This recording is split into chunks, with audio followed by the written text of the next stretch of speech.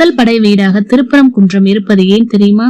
ஒரு சமயம் திருப்பரங்குன்றம் மலையில் ஒரு பாறை மீது அமர்ந்து நக்கீரன் தவம் செய்து கொண்டே அப்போது அங்கிருந்த அரச மரத்தில் இருந்து ஒரு சருகு கீழே நீரில் விழுந்தது. அந்த சருகு நீருக்குள் பாதியும் நீருக்கு மேலாக பாதியும் இருந்தது. நீருக்கு மேலாக இருந்த பகுதி பறவையாகவும் தண்ணீருக்கு கீழாக இருந்த பகுதி மீனாகவும் மாறின. மீன் தண்ணீருக்குள் இழுக்க பறவை மேல் நோக்கி இழுத்தது. அப்போது ஏற்பட்ட சலசலப்பில் நக்கீரன் தவம் கலைந்தது.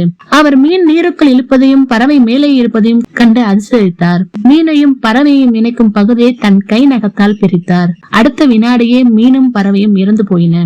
அதற்காகவே காத்திருந்ததை போல உக்கிரன் அண்ட பரணன் என்னும் 2 பூதங்கள் வந்து நக்கீரரை பிடித்து ஒரு குகைக்குள் தள்ளி பாறையை போட்டு மூடின.